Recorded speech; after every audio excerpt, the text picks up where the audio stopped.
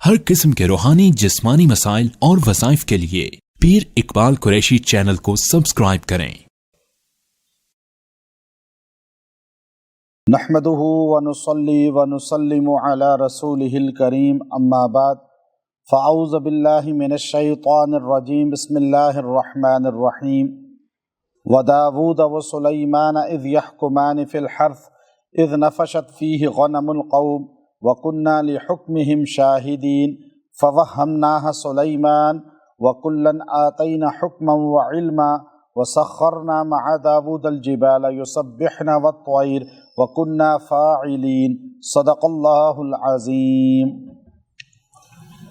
اگر انسان جو ہے کوئی فیصلہ کرنا ہو، جج بنے، قاضی بنے یا ثالث بنے، تو اس وظیفے کو پڑھ کے اگر فیصلہ کرے گا تو اللہ تعالیٰ اس کے ساتھ اپنی مدد فرما کر فیصلہ صحیح اور حق بجانب کرائیں گے۔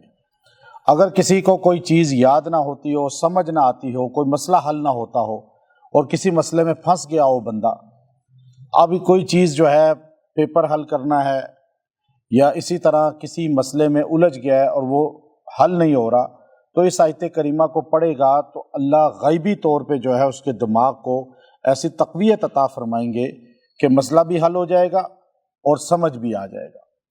حضرت سلیمان علیہ السلام کا اللہ نے یہاں ذکر کیا، اور یہ اللہ کی خاص عطا تھی حضرت سلیمان علیہ السلام کو۔ حضرت سلیمان علیہ السلام کو اللہ تعالیٰ نے فہم و فراست کا ایسا کمال دیا تھا کہ آپ جو فیصلہ کرتے تھے تو ایسی گہرائی والا کہ کوئی بندہ اس کو سمجھ نہیں سکتا تھا کہ یہ کیسے فیصلہ ہوا۔ اب دو جو ہے اللہ رب العزت نے نبیوں کا واقعہ یہاں بیان کیا ہے، اور دونوں باپ بیٹے ہیں۔ حضرت داؤد علیہ السلام بھی نبی ہیں، سلیمان علیہ السلام بھی نبی ہیں۔ داؤد علیہ السلام کو اللہ نے بادشاہت دی اور ان کے ہاتھ پہ لوہے کو نرم کر دیا، اور نبی ایک بڑا مقام ہے، فیصلہ کرنے میں ان کا ایک اللہ نے خاص ان کو علم عطا کیا ہوتا ہے، جو کائنات میں باقی انسانوں میں نبوت کو خاص ملتا ہے علم۔ تو داؤد علیہ السلام کو اللہ نے بادشاہت اور نبوت عطا فرمائی۔ سلیمان علیہ السلام کو اختیار دیا کہ آپ بادشاہت لیں گے یا نبوت لیں گے، ان دو میں ایک چیز آپ کو رکھنی ہے، وہ تو پکی ہے، یعنی آپ کو ملے گی نبوت۔ لیکن آپ بادشاہت لینا چاہتے ہیں یا علم لینا چاہتے ہیں؟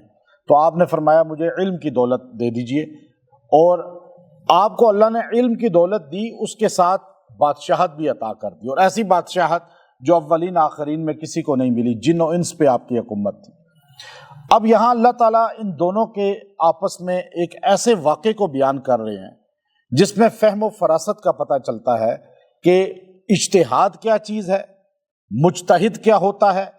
اب جو امت محمد میں صلی اللہ علیہ وسلم میں بہت سے لوگ مجتہد گزرے ہیں، جیسا کہ آپ دیکھیے اب ہمارے زمانوں میں تو اجتہاد کی وہ ختم ہو گئی کہ اتنا علم کا اور اتنا تدبر، اتنا فہم و فراست وہ کمال درجے کی اب نہیں رہی، کیونکہ حافظے بھی کمزور ہو گئے، تقویٰ بھی بہت کمزور ہو گیا، اور پھر اس کے ساتھ ساتھ جو ہے ہمارے ہاں بہت زیادہ جو ہے وہ للہیت کم ہوتی جا رہی ہے، بود جس طرح نبی علیہ السلام کے زمانے سے بود ہو رہا ہے۔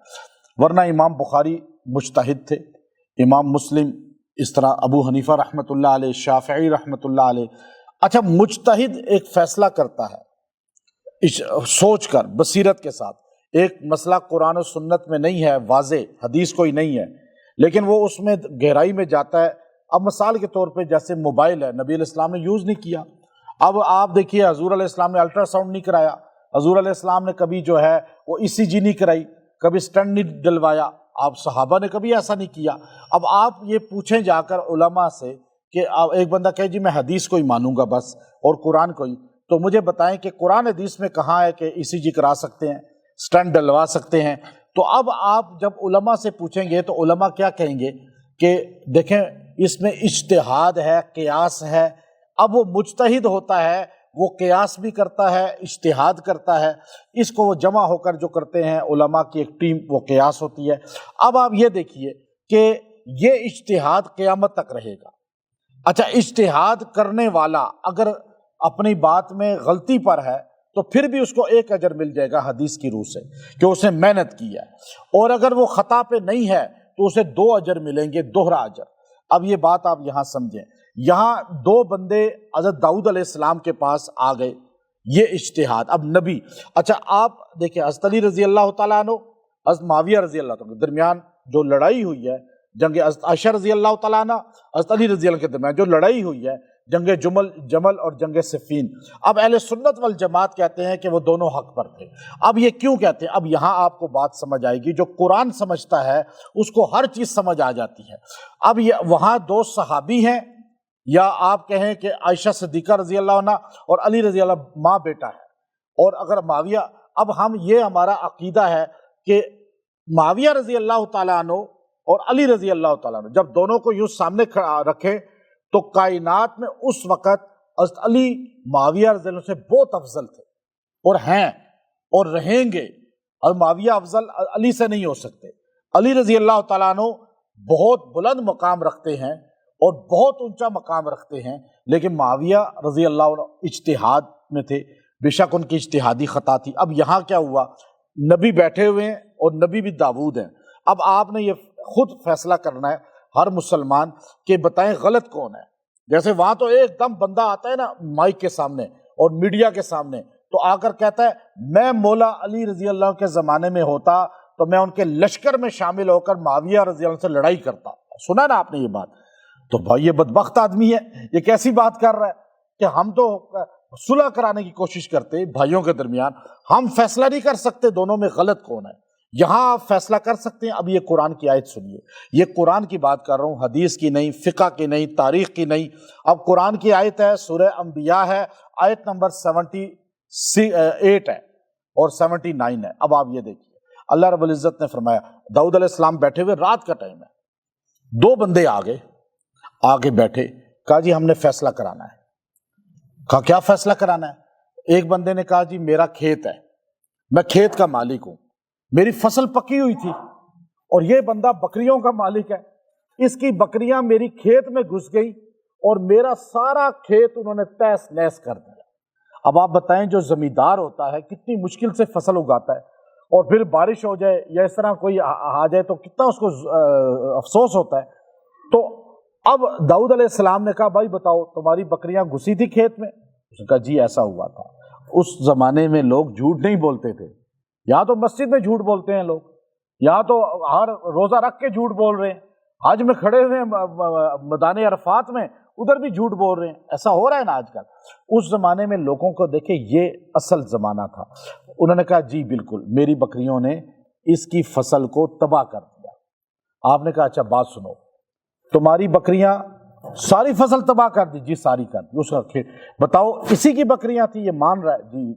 آپ نے کہا اچھا اب بات یہ ہے، تو اب انہوں نے کہا بکریاں آپ کی ہیں، آپ کی بکریوں نے جو ہے کھیت ان کا تہس نہس کر دیا، اور یہ کھیت اس کا اپنا تھا، اس نے محنت کی تھی. تو اب مجھے یہ بتاؤ کہ فیصلہ جو کروں گا تمہیں منظور ہوگا؟ جی آپ نبی ہیں، آپ کا فیصلہ ہمیں منظور ہوگا. آپ نے کہا کہ اس کا جتنا نقصان ہوا ہے اس کا اسٹیمیٹ نکالو. کہا جی اتنا. کہا یہ بکریوں کی قیمت کتنی ہے؟ کہا اتنی. کہا پھر یہ بکریاں کھیت والے کو دے دی جائیں. برابر قیمت تھی نا، فیصلہ بالکل ٹھیک تھا. بکریاں کھیت کے مالک کو دے دی گئی، اور دونوں بندے اٹھ کے جب نکلنے لگے تو لازماً بات ہے جب کوئی فیصلہ کرتا ہے نا جج کوئی بھی عدالت میں یا کہیں بھی، تو ایک راضی اور ایک ناراض ہوتا ہے. اب ان کے چہرہ ایک کا لٹکا ہوا تھا اور ایک کا چہرہ خوش تھا. جب وہ نکلنے لگے تو آگے دروازے سے حضرت سلیمان علیہ السلام داخل ہو رہے تھے. اب یہ تاریخ ساری بتا رہی ہے، تفسیر ساری، کہ حضرت سلیمان علیہ السلام نے رک کے پوچھا کہ کیا فیصلہ ہوا تمہارا؟ انہوں نے کہا جی کہ بکریاں جس کی دے دی گئی تھی کھیت والے کو، تو کھیت والا کہتا ہے جی مجھے بکریاں مل گئی، میرا ازالہ ہو گیا. تو دوسرا کہنے لگا جی میرے ہاتھ سے تو بکریاں بھی چلی گئی. اب میری بکریوں نے کھیت اجاڑا تھا، میں نے تو نہیں اجاڑا تھا. حضرت سلیمان علیہ السلام اندر تشریف لائے، حضرت داؤد علیہ السلام کے پاس بیٹھے اور بیٹھ کر کہنے لگے آپ نے جو فیصلہ کیا ہے اگر میں ہوتا تو یہ فیصلہ نہ کرتا. تو داؤد علیہ السلام نے کہا بیٹا آپ کیا فیصلہ کرتے؟ تو آپ نے فرمایا کہ میں ایسا فیصلہ کرتا جو دونوں میں صلح کرا دیتا. اب قرآن کہتا ہے نا وَالصُّلْحُ خیر، قرآن کہتا ہے جو فیصلہ کرنے والا ہے وہ دونوں میں پہلے کوشش کرے صلح ہو جائے، اور یہی بات حضور علیہ السلام نے بھی فرمائی کہ جو جج ہوتا ہے، قاضی ہوتا ہے، وہ پہلے کوشش کرے کہ دونوں میں صلح کرائے، یہ نہیں کہ بس ایک دم فیصلہ دے دے کہ بس ایک کا نقصان ایک کا فائدہ، پہلے برابری کرنے کی کوشش کرے کہ جس میں دونوں خوش ہو جائیں اور بین ہو جائے یا تھوڑا 19-20 ہو جائے۔ اور یہی حضرت عمر رضی اللہ تعالیٰ عنہ نے ابو موسیٰ اشعری رضی اللہ دار قطنی کے اندر ہے، اور یہی چیز جو ہے دیگر میں کہ انہوں نے لکھ کے بھیجا تھا کہ کیا جج کو فیصلہ کرنے چاہیے۔ اگر آج ججز ہماری عدالتوں میں حضرت عمر رضی اللہ تعالیٰ عنہ کے قوانین جو بنائے گئے ہیں، جو ناروے میں آج موجود ہیں، جو آج یورپ کی عدالتوں میں موجود ہیں، وہ فیصلے کر کے اپنے ملک کو امن والا بنا رہے ہیں۔ ہماری عدالتیں فاروقی اس قوانین کو لے لیں تو ہماری عدالتوں میں بھی انصاف آ جائے گا، ورنہ آج مظلوم پھرتا ہے ہر گلیوں میں اور ظالم جو ہے وہ موج کر رہا ہے۔ تو اب آپ نے کہا آپ کیا فیصلہ کرتے؟ تو سلیمان علیہ السلام نے کہا میں فیصلہ یہ کرتا کہ اس کا نقصان ہوا ہے، کھیت سارا اجڑ گیا، اس کی بکریاں جو ہے انہوں نے نقصان کیا، آپ نے تو بکریاں اٹھا کے کھیت والے کو دے دی، اب کھیت والے کے پاس تو دو چیزیں ہو گئی، کھیت بھی ہو گیا اور بکریاں بھی ہو گئی، وہ تو فائدے میں چلا گیا نا، اور بکریوں والے کے پاس کچھ بھی نہیں ہے، وہ تو بالکل خالی ہو گیا، روڈ پہ آ گیا۔ میں ہوتا تو یہ فیصلہ کرتا کہ میں کھیت جو بالکل ختم ہو گیا ہے وہ میں بکری والے کو دے دیتا، اور بکریاں میں کھیت والے کو دے دیتا، اور میں یہ آرڈر جاری کرتا، فیصلہ کرتا کہ بکریوں کو کھیت والا اپنے گھر میں رکھے، ان کا دودھ پیے، اور ان کو اپنے گھر میں رکھ کر اس کا دودھ بیچے، اس کا دیگر چیزوں کو استعمال کرے، اس کا ازالہ ہو کھیت کا، اور بکریوں والا کھیت میں جا کے ہل چلائے، اس میں جا کے فصل لگائے، اور کھیت کو دوبارہ اسی طرح تر و تازہ لہلہانے والا کرے، اور جب کھیت بالکل فٹ ہو جائے تو کھیت اس کے مالک کو دے کر اپنی بکریاں واپس لے لے۔ آپ بتائیں یہ فیصلہ کیسا تھا؟ سمجھ آتا ہے نا یہ فیصلہ؟ اور یہ تفسیر ابن کثیر، معارف القرآن، امام قرطبی اور ساری تفاسیر کے اندر ہے، یہ قرآن کی آیتوں میں ہے۔ تو حضرت داؤد نے کہا یہ فیصلہ تو بہت اچھا ہے، تو ان کو بلایا، کہا دیکھو تمہارا یہ فیصلہ میں کرتا ہوں کہ تم یہ کھیت لے لو، اس کو صحیح سیٹ کرو، بکریاں اس وقت تک وہ استعمال کرے، اس کے بعد تم کھیت واپس کر دو اور بکریاں اپنی واپس لے لو۔ وہ دونوں خوش ہو گئے۔ اس کو اللہ یہاں بیان کرتا ہے۔ اب آپ کو ترجمہ قرآن کی آیت سمجھ آئے گی جو میں نے واقعہ سنایا، اب یہ علم و حکمت کا۔ اب اللہ رب نے فرمایا وَدَاوُودَ وَسُلَيْمَانَ، اور داؤد اور سلیمان علیہ السلام اِذْ يَحْكُمَانَ، جب انہوں نے فیصلہ کیا، فی الحرث، اس کھیتی کے بارے میں، کھیت کے بارے میں، اِذْ نَفَشَتْ فِيهِ، جس میں رات کے وقت میں داخل ہو گئیں غنم القوم، قوم کی بکریاں، وَقُنَّا لِحُكْمِهِمْ شَاهِدِينَ، اور ان کے فیصلے کو ہم دیکھ رہے تھے، فَوَهَّمْنَاهَا سُلَيْمان، اور ہم نے فہم و فراست کا ایک کمال عطا فرمایا سلیمان علیہ السلام کو۔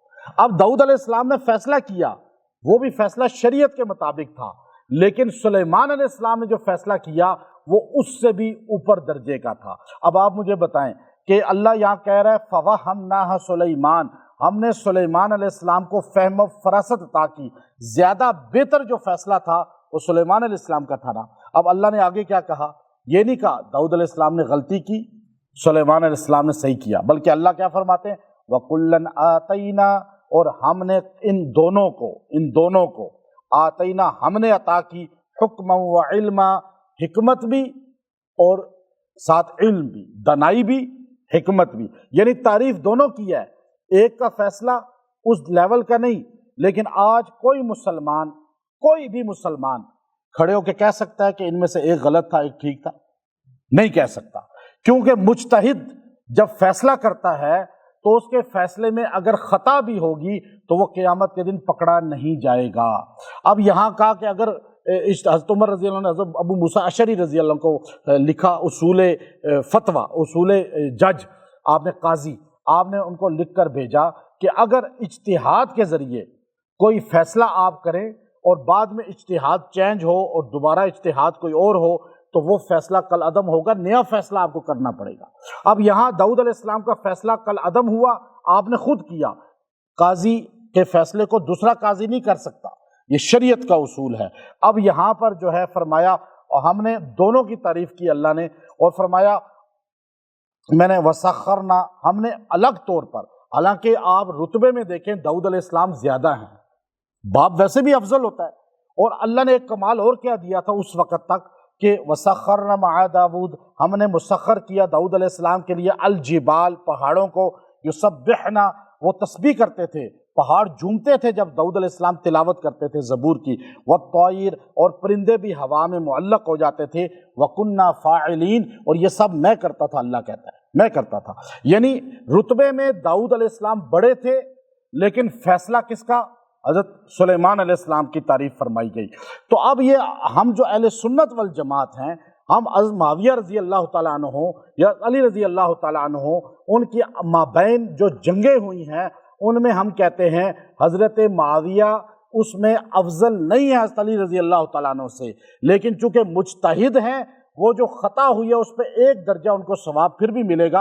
انہوں نے کہا کہ دیکھو حضرت عثمان رضی اللہ تعالیٰ عنہ جو شہید ہوئے ہیں، ان کے قاتلین کو گرفتار کیا جائے اور یہ قاتلین جو ہے پکڑے جائیں۔ حضرت معاویہ نے کہا آپ جو ہے علی رضی اللہ پکڑیں، میں آپ کے ہاتھ میں بیعت کروں گا، میرے کزن ہے، فرسٹ کزن ہے وہ، اور میرے چچا زاد بھائی ہیں، میں قرآن کہتا ہے کہ ولی جو ہے وہ بدلہ لے سکتا ہے، تو آپ مجھے بتائیں کہ آپ قاتل نہیں پکڑ رہے۔ انہوں نے کہا دیکھو 18,000 بندہ اپنے آپ کو قاتل کہہ رہا ہے، تھوڑا مجھے سیٹل ہونے دو۔